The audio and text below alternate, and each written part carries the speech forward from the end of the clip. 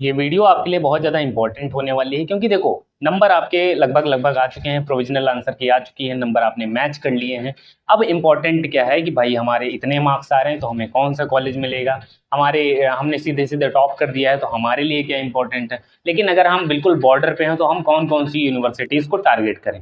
जैसे मैं BHU DU अगर AU की बात कर लेता हूँ तो सबसे इंपॉर्टेंट तो सबसे पहले ये हो जाता है कि एलिजिबिलिटी क्राइटेरिया। आप जो कोर्स टारगेट कर रहे हो आप वहाँ पर देखो क्या रिक्वायरमेंट है। जैसे आप इलाहाबाद टारगेट कर रहे हो तो GAT है, लैंग्वेज है, डोमेन है। BHU टारगेट करें, अगर BHU से BSc करना चाहते हैं तो 3 डोमेन चाहिए, एग्रीकल्चर के लिए 3 डोमेन चाहिए, बीटेक के लिए 3 डोमेन चाहिए। इस तरीके से एलिजिबिलिटी आपको पता होनी चाहिए।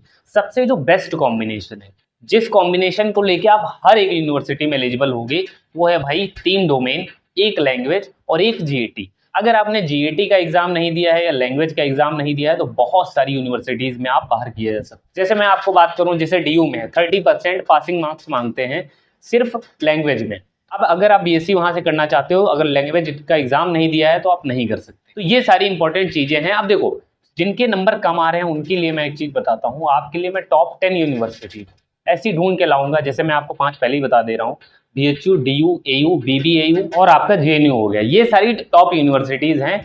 अगर आपके नंबर ठीक ठाक आ रहे हैं या अगर आपके कम भी आ रहे हैं तो प्रेफरेंस लिस्ट अच्छी बना के आप एडमिशन ले सकते हो। जैसे मैं आपको बताता हूँ, जैसे DU की नॉर्थ कैंपस में कट ऑफ आई जाती है, उसके बाद साउथ कैंपस में कम जाती है, लेकिन ऑफ कैंपस जिसमें लगभग 90 के आसपास उनके कॉलेजेस हैं और डिग्री जो फाइनल मिलती है वो किसकी मिलेगी, दिल्ली यूनिवर्सिटी की मिलेगी।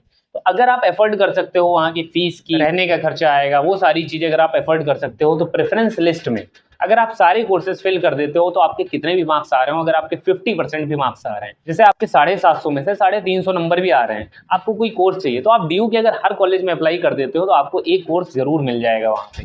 दूसरी चीज, अगर आपके 750 में से 500 नंबर आ रहे हैं तो आपको क्या मिलेगा। अब मान लीजिए अगर आप बायो ग्रुप से हैं तो भाई DU और BHU नहीं मिलेगा, फिर आप इलाहाबाद वगैरह ट्राई कर सकते हो, इलाहाबाद यूनिवर्सिटी ट्राई कर सकते हो। लेकिन वहीं अगर मैं बात करूं आपका DU और BHU टारगेट करो और आप PCM स्ट्रीम से हैं तो आपको BSc मैथमेटिक्स ऑनर्स अगर आपको जैसे DU से करना है तो आपको पता है वहाँ पे 1 लैंग्वेज और 3 डोमेन या फिर 2 लैंग्वेज और 2 डोमेन ये चाहिए होता। आउट ऑफ 1000 बनती है। नॉर्थ कैंपस की कट ऑफ लगभग 750 के ऊपर ही रहती है, इतनी रहती है, ठीक है। वहीं बात करूं BHU के लिए तो BHU के लिए 3 डोमेन रिक्वायर है, तो आपको वहां पर मिनिमम कितने मार्क्स चाहिए, लगभग 450। जनरल कैटेगरी के लिए इतने मार्क्स आ रहे हैं तो आप बिल्कुल सेफ है। प्रेफरेंस लिस्ट सही से बना लेते हैं तो आपको 420 तक पे भी एडमिशन मिल जाता है। इलाहाबाद यूनिवर्सिटी में बात करें तो अगर आपके 750 में से 420 नंबर 400 नंबर तक हैं तो आपका एडमिशन हो जाता है। इलाहाबाद यूनिवर्सिटी में भी बात करें तो आपके 10 एफिलेटेड कॉलेज हैं तो वहां पर भी सीटें अवेलेबल हैं। तो वहां पे भी अगर आप, अब देखो वहां पर 400 नंबर से कम पे भी एडमिशन हो जाएगा। क्यों? क्योंकि सीट बहुत ज्यादा है, खासकर BA में लगभग 4000 के आसपास सीटें हैं तो वहां पे एडमिशन आपका हो सकता है। वहीं बात करें BHU में तो आपके एफिलेटेड कॉलेज 4 हैं, DAV PG, AMPG, VCW, VKM। इसमें से 3 क्या है, फीमेल कैंपस है और वहां पे एक DAV PG जो है वो आपका कोएड है। वहीं बात करें आपका BA और BCom के कोर्सेज मिलने अवेलेबल। साउथ कैंपस की बात RGSC, जैसे RGSC में बात करें तो BCom और BSc एग्रीकल्चर है।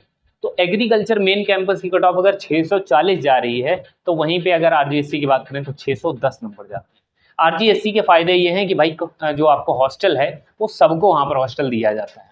अब यहाँ पे जैसे बात फीस की बात कर लेते हैं, एक और चीज इंपॉर्टेंट है, paid seat. Paid seat BHU में होती है तो पेड सीट अगर आप अप्लाई करते हो तो पेड सीट में आपको कम नंबर पे एडमिशन मिल जाता है। जनरली 15 से 20 नंबर, 30 नंबर भी कई बार सडनली कट ऑफ डिक्रीज करती है। डिपेंड करता है पेड सीट के लिए कितने लोगों ने अप्लाई किया। जैसे पेड सीट की क्या है, फीस ज्यादा पड़ती है। पेड सीट में यह है कि भाई 24,000 पर सेमेस्टर BSc की पड़ रही है। अगर हम एग्रीकल्चर की बात करें तो 30,000 पर सेमेस्टर पड़ती है। वहीं हम और बात करें जैसे BLLB में तो पेड सीट अवेलेबल नहीं है, मैं बता देता हूँ। अगर आप BA कर रहे हैं तो 7,150 पर सेमेस्टर, बहुत कम है वैसे, बहुत ज्यादा नहीं है। BA की नॉर्मल जो सीट है उसकी फीस है लगभग 1150 रुपए।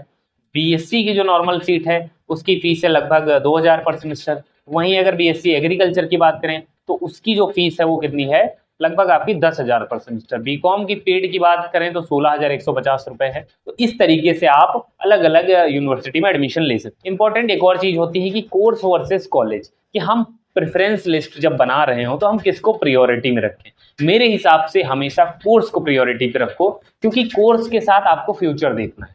कोर्स के साथ आपको आगे पहुंचना है। मैं आपको एग्जांपल देता हूं, हमारे भैया थे, उन्होंने बीएससी एक बहुत डिसेंट नॉर्मल कॉलेज से करा, प्राइवेट कॉलेज से करा, ठीक है। बीएससी उनका जनरल बीएससी था, तब एनईपी वगैरह कुछ नहीं था, ठीक है। फिर उन्होंने बीएचयू से एमएससी जियो फिजिक्स किया, उसके बाद गेट नेट और कई सारे एग्जाम निकाले, गेट में अच्छी रैंक आई थी।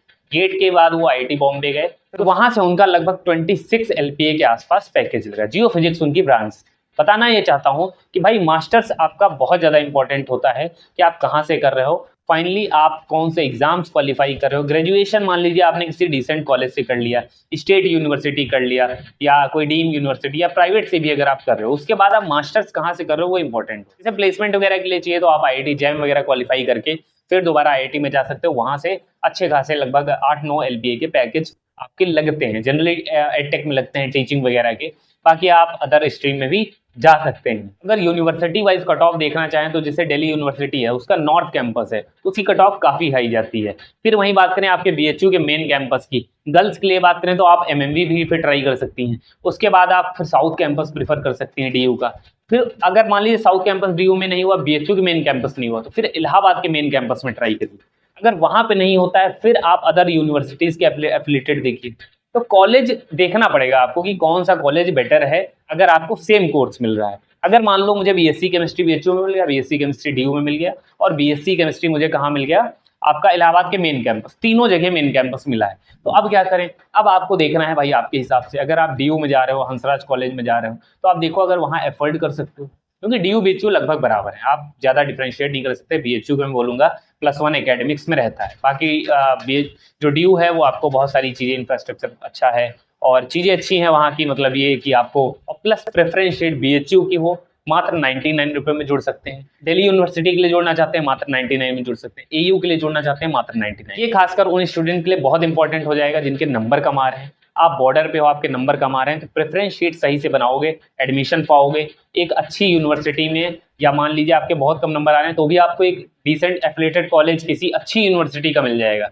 एफिलेटेड में भी पढ़ते हो तो डिग्री आपको यूनिवर्सिटी की ही मिलती है, कहीं पे भी ये नहीं लिखा होता है कि ये इस कॉलेज से किया है, लिखा रहेगा बीएचयू। चाहे आप एएमपीजी से करो, चाहे वीसीडब्ल्यू से करो, चाहे डीएवी से करो, कहीं से भी करो, डिग्री जो आपकी फाइनल मिलेगी वो आपको मेन कैंपस की ही मिलती है।